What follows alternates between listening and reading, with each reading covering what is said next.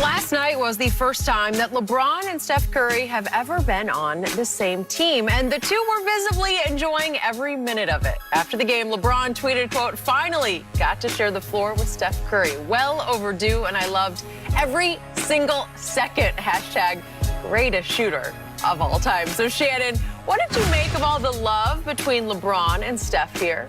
Skip, I'm not surprised. LeBron has always had a fascination with greatness. And I think the thing is that something Todd Christensen told me, he was a former tight end, great tight end with the Raiders, and he was commentating for NBC. He said, son, if you want to be great, catch the football. They can find anybody to block.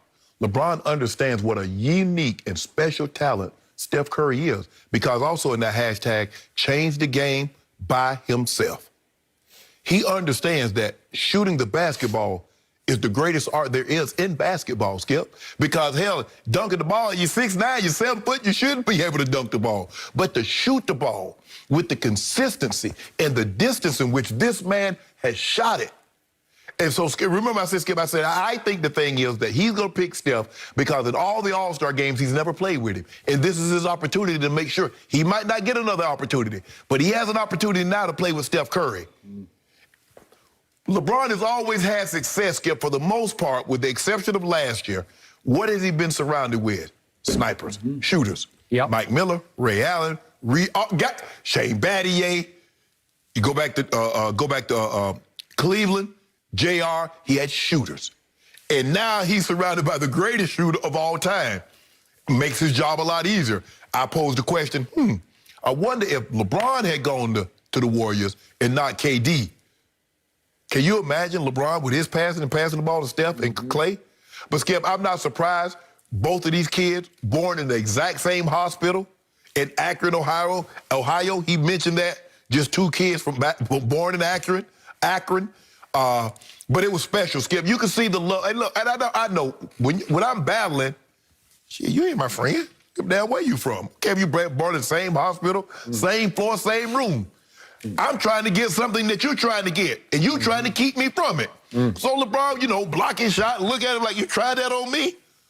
But there's no question in my mind, LeBron has the utmost respect for Steph Curry because he understands what he represents and the talent and the uniqueness and the greatness that's inside that young man. It was great to see. They sincerely, I'm watching Steph still with LeBron getting ready to do the powder toss. He's standing right there. And he shot the three when Steph shot the three and turned around. And he felt like, I did what you did. I did what you did, even though LeBron had stolen it from him because Steph did it first. But it shows the level of respect that they genuinely have for each other, and I believe they genuinely love playing with each other last night. Okay. I buy everything you said, but there has been some history that has been detailed by my friend Brian Windhorst at ESPN over the years. Yes. And as you point out, they have clashed in finals games. Fairly regularly they have clashed, and you could see there's something going on. There's some friction between the two. So Brian Windhorst said this back in 2019, not that long ago, talking about LeBron versus Steph. And Brian's been strong on the fact that LeBron was a little resentful that Steph won the back-to-back MVPs because he thought he was right in the race both times. And he won one unanimous when Carmelo took one vote for him, or he would have won it unanimous. Thank you. Here's what Brian said, Brian Windhorst, back in 2019. I don't know if the word is jealous is fair because I don't think LeBron's jealous of anybody. I would agree with that. But LeBron didn't think it was fair overall, the way Steph was treated overall, because Steph has been really put up on a pedestal, right?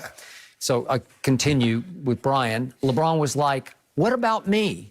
LeBron was like, if I had delivered some of the eggs, or goose eggs, so to speak, that Steph delivered in the finals games over the years, I would be getting skewered. He did. Okay?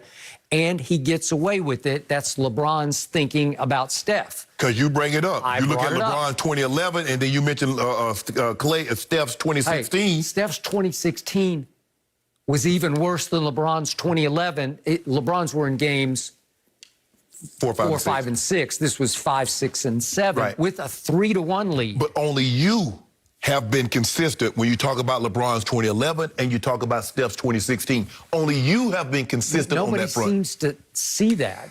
I actually just got a text from a friend of mine who's very smart in Oakland. He really studies the Warriors, and he said, well, Steph was hurt in those 3 games. Well, the great Shannon Sharp tells me, if you play, you play. Yeah. You know, like if you're out there, I can't give you any pass or excuse for that. I think he had a bum knee that he was dragging around.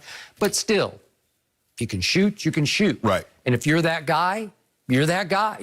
If you have 3 cracks at closing that deal, 2 of them at home with a 3-1 lead, and you're the man, you got to win one of them. I'm sorry, you just do. If you're up 3 games to 1, and he's a transcendent player, because we'd see no one shoot the ball like he did. So he's transcendent. So he has to do things that other just great players.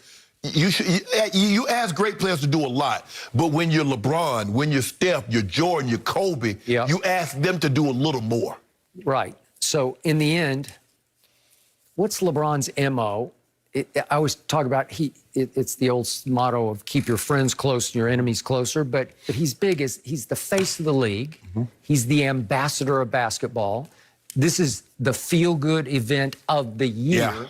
It's in all of sports, no sport has a festival like the All-Star game, right? It's a celebration. So the last place you want to carry on any conflict, any bad blood, is here. Right. So is LeBron quicker to forgive and forget at an All-Star game? Of course he is. And he also knows he's in the power position now because Steph is without Clay. Right. Steph is obviously without KD anymore. Right. So Steph is up against it. So is Steph any threat to him in the West, really? I don't think so. No, not right now. Right? Not right now. Not but like I this said, year. Skip, I think the thing is that LeBron understands what Steph is. And to get an opportunity to play with that, I'm not so sure if the question is, I love this format because I like to see, who the guy really like. If we're in the yard, it just goes to show you how they're going to actually pick, Skip. If we just choosing sides, I just want to know who's going to be first and who's going to be last. So we saw Giannis, but I'm like, that joker got Steph. He took him And I was second. but I was always thinking, he's like, man, I never played with Steph. This might be my last best opportunity to get an opportunity to get it because, who knows, Steph might be the captain next year or somebody might take Steph before LeBron gets an opportunity if LeBron is fortunate enough to be the leading vote getter again. But LeBron understands that shooting is such a lost art. It's so great in that game. And I get an opportunity to play with the greatest shooter. I get an opportunity to play with the greatest shooter. And even Giannis put out a post saying, hey, you're going to make a great GM. Look, they understand what LeBron has done, the visibility. He made it okay, Skip, because before LeBron, very few free agents were willing to leave, especially Shaq. Shaq was the first, big-time guy like, booked it up out of town. Yep. But when LeBron did it, KD like, okay, I'm bouncing. So is it possible LeBron has a little Steph envy? Because what is the one glitch in LeBron's game? He's not a great shooter. Everybody got envy of Steph. But what have you seen, Skip? Everybody go try to find the next Steph.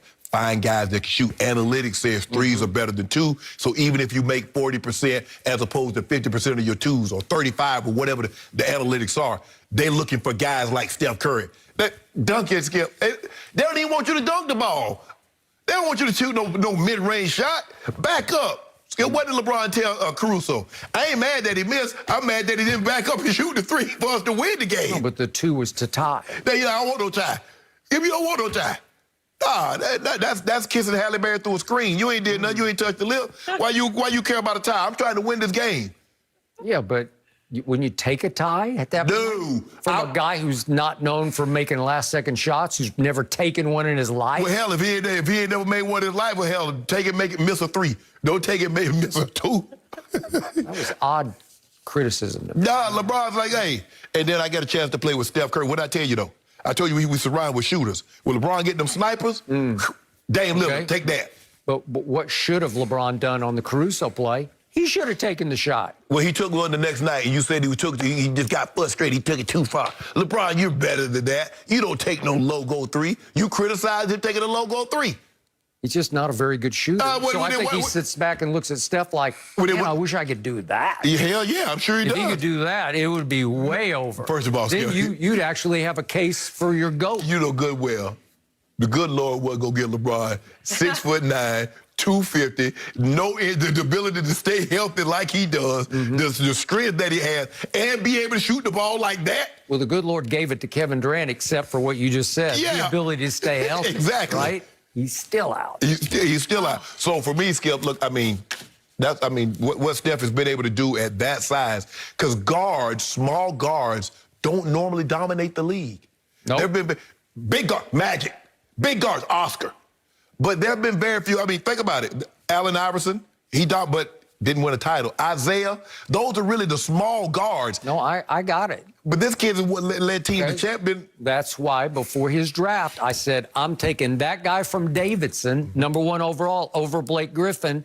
And I think now we're about to talk about Blake Griffin. I think most people would say, I've got Steph. Had he gone to a major university, there's no question in my mind. He goes to UCLA and shooting the ball like that, Skip. He goes to North Carolina. He goes to Duke, and he's shooting the ball like that. He going #1. But it's caught these small He was schools. shooting that way against Kansas in the NCAA. He liked to get him up out of there. He did. So, but he's special. I'm glad to see. I'm glad LeBron got an opportunity to play with it, because that's what you want, Skip. You know, I'm trying to think. We already plotting who we're going to play with next year. Little olive branch, a little. Yeah, no, the hatchet. Skip, ain't no beef. You try to keep controversy. I'm not trying to keep it. I think there was. It wasn't no beef. It was under the surface last night. We go. Yeah. And then there's a bunch of little goats. Yeah. And, you know, we the big goat. We got the big horns. Big horn sheep, you know, big horn sheep, that's a goat. But we got the big antlers. Don't forget that. The good Except Lord for has that given guy in LeBron